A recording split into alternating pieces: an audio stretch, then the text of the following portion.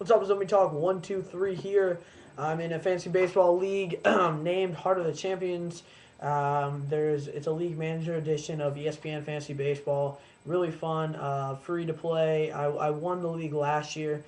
Team Cardinals, and I went 18-2 and won the whole thing. Now the problem was a lot of teams were inactive. So if all the teams were active and trade as much as I did, had like over 50 trades. Some of them were horrendous in the beginning of the year, but as I got better at fantasy baseball, it was my first year last year, I got better and better at making trades and realizing weak points are undervalued players, overvalued players, and trying to get some value to your team that might help another team in some areas that you don't need. So, I made two more deals today that I felt I just had that edge, ready to make some deals, really excited about the off season, wanting to get stuff going.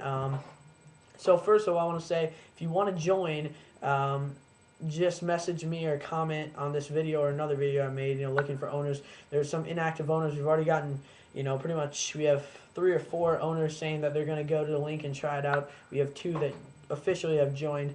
So the spots are going to be filling up. I think about 8 or 9 teams were inactive that we're going to be replacing, and we'll see about the other teams, see if they want to do it for another year. I think it was fun. They have a chat role on the league homepage, so just go on there, and there might be a few owners online sometimes. I think the highest was like 7 or 8 owners online at one time. You're trying to do 3-team deals, you're trying to do 4-team deals, you're trying to train draft picks for guys before the draft. You're preparing everything. You're locking your roster down. You're picking your keepers. Now some of these teams, they already picked their team, so you can't say, okay, I want the Cardinals and pick David Freese, all these guys. They already have teams that they've made some trades, they've drafted, so they got their keepers and then they had their drafts. So each team has different players, and there's there's a team that went 0-20 last year because it never updated anything. But this is a team with a core of like Ubaldo Jimenez and Roy Halladay and Daniel Hudson and Cargo and Mike Stanton and Joe Mauer and Gabby Sanchez. So every team has good players, no matter how bad the record was last year. It was mainly because they're inactive. Each team has some good players, and most of the teams were inactive and we're looking to replace. So just comment or message me, and then the league manager, a good friend of mine, Sports Talk 123, will handle that, and he will get you in the league, and we'll have a lot of fun making trades. You are the owner of the team. It's a really cool atmosphere, so. I like it. It's fun. It's a good way to get through the winter without actually having baseball. You can follow Major League off season, and you can have your own off season and control your own team and try to improve in every area possible. So it's a really fun thing. So I would definitely recommend to do it. But today there was 2 trades that happened between me, Team Cardinals, MLB Talk 123, and Sports Talk 123, which is, I believe it's Sons of Pitchers. All right. So, Sports Talk said earlier today, because he is league manager, he is extremely happy that the league is becoming active and making deals so early. Hopefully, this is a step in the right direction for what was an inactive league last year. All right, so again, I'm on chat roll right now. And another guy signed in on chat roll and says, you guys still need owners. So owners are filling up. This should be an active year compared to last year. It will definitely be an active off season. As I made some YouTube videos, some of my, followers, I don't really think I have followers, but I guess maybe I have a few people that are on YouTube a lot and must see, okay, a new video. And they went to it and they commented right away and they're interested in joining the league. So it's really good. We're going to be filling it up fast. I'm not saying you have to be on it every day. I'm not pressuring you guys because the owners last year maybe got on once or twice throughout the whole year. That's what we don't want. We want someone at least check your rosters out every once in a while and try to schedule it for the week, going into the week. Pitchers for different days, and you can set your rosters every day. And what we really like to do is just before the season, obviously, and in the winter, have a memorable off season where maybe a trade or picking up a free agent. At least there's some league action every day. Whether what team it is, just try to get on as much as possible. In the beginning, you'll be really hooked on it, and you'll just want to be making trades all the time. You'll want to be on chat all the time. It's really fun to interact with different owners and make deals.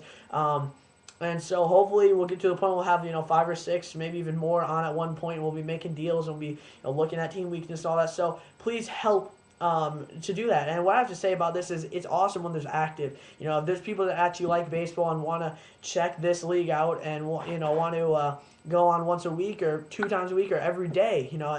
For most of the season, I went on every day and would change my rosters. But when it gets into summer, it's harder to get on every day and keep updating your roster and all that, especially when you get toward the end of summer. I go and travel and stuff like that. So that's definitely understandable. That's why they made apps also. So that's definitely a big help. But it's just really fun. No pressure on this, obviously. But I think polls go out every month or so, and if you don't answer the poll within like a few weeks, you consider it inactive. You don't just get kicked out because there's teams that never answered polls and they didn't get kicked out. But now we're looking at those teams and kind of replacing them with new active owners. So 2 trades went down today. And so we're looking at a deal that I made with Sports Talk 123 and myself, Team Cardinals. So let's see the deals here. Now, looking at my team, I'm just going to read you my team here. Last year started off a terrible team, had no good draft picks. My first round pick was in the 13th round, started in the 7th. And I got Juan Uribe. I traded all my draft picks for guys like Albert Pujols, Victor Martinez, Adrian Gonzalez, guys like that. And I would just make these stupid trades. I got the Cardinals for my keeper team. So, I traded Matt Holliday in a first round pick for Adrian Gonzalez. You can get a guy like Gonzalez in the first round. So why would I trade the 3rd overall pick and Matt Holliday, who, is in some ways was valued even higher than Adrian Gonzalez because he's in the outfield, not first base. So, I've made really stupid trades at first. I did a 3-team deal where I gave away Ryan Braun, the most valuable player. I gave away Prince Fielder and Zach Greinke, and I think I got I Adrian Gonzalez and maybe Clay Buckles or something. It's like how do those deals happen? How stupid do you have to be to do that? But then I got better and better, and I started realizing, really how much players are valued, and you start to learn and learn and learn, and all of a sudden I'm making deals and I'm not taking advantage, but you feel when you feel that you're getting the better end of the deal, it feels good. But obviously you want as fair a deal as possible, and by League Manager Edition, actually if both of the league managers say that's totally unfair, they can try to veto the deal. Most of the time that doesn't happen. Most of the times a league manager won't be on when another one is. Jeremy, a league manager, he's Sports Talk 123 and Sons of Pitches. He is on. I think he's probably the more active league manager of the two. And if one of them, if Jeremy's on, you can just say, hey man, I just accepted this trade. I really want to get this processed, and he'll just process for you, and then it's done.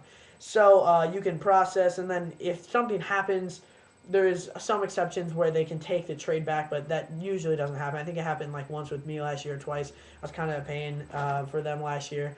I made some really stupid deals. But I'm going to tell you my roster. I have Victor Martinez, Miguel Cabrera, Ben Zobrist, Danny Valencia, Troy Tulowitzki, Eric Hosmer, Alex Gordon, Andrew McCutchen, Desmond Jennings, Justin Upton, Michael Morse. I just traded away Pedro Alvarez. Now, see, I had some depth at third base. I wasn't going to put in Alvarez. I had Valencia, better batting average, and I just would rather have him at third, especially with Pedro Alvarez's high strikeout rate and never really coming together. So I had him and Colby Radson on my bench. I have overpacked outfield at this point with Michael Morse eligible at a few positions. So is Desmond Jennings. I get trade for Alex Gordon. I have Andrew McCutchen. I have Justin Upton. So I'm able to trade Colby Rasmus, and he struggled last year, but he'll definitely have a better year next year. Then Alcides Escobar is totally blocked by Troy Tulowitzki, and I don't really plan on trading him. I mean, he's someone you want to build your team around. So I traded Alcides Escobar and Colby Rasmus and a draft pick, which I wouldn't really need. It's kind of like a Rule 5 draft pick. The people that aren't keepers, I mean, this could be definitely good players, solid players, but I'm going to try to fill out my team as much as possible, and maybe with those rusted draft picks, fill out with a prospect or two with those. It's only 5 draft picks, so it's not that big of a deal. So I trade a later end draft pick, which I actually received in the trade before this, so it's not like I'm losing anything. And I get Josh Johnson, which was huge for me. It really solidifies my pitching staff. I mean, I have so many pitchers in Clay Buchholz, Johnny Cueto, Justin Verlander, Justin Masterson, Brandon Beachy, Doug Fister, Madison Bumgarner, and Vance Worley. And I have all these pitchers, and really I just need a good six guys. I mean, you know what I mean? It's like, it's hard to update it where your guys, whenever the starting when it gets into the deep part of the summer, getting them starting the days that they are starting, and figure that out, because you can lose a lot of points by not starting these guys when they're starting. So it's really important, and pitching really does win matchups. If you have seven, I have like 7 or 8 starters, and they're all really good, and I've picked out a lot of them from the waiver wire, and they've developed into better pitchers. So you use them, and you use them every day they pitch, and they're going to get you a ton of points. But what it comes down to is if you forget to use them, or, right now I have no bench. So if one of these guys gets hurt, which happens all the time throughout the season, or doesn't play a game, I have no one to fill that in, and I could lose more points that way, because you really don't know how a pitcher's going to do on a 5-day-to-day basis. Sometimes they get 2 starts, sometimes they get 1. They might screw up the start and go negative 20 points. You don't know.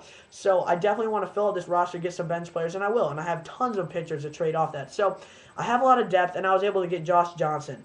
What that does is now I don't have any bench, and I have such a solid pitching staff where I'm able to trade away Clay Buchholz, Justin Masterson, Doug Fister, guys like that. I'm totally able to do that for a bat or 2 and maybe a right-handed or a relief pitcher.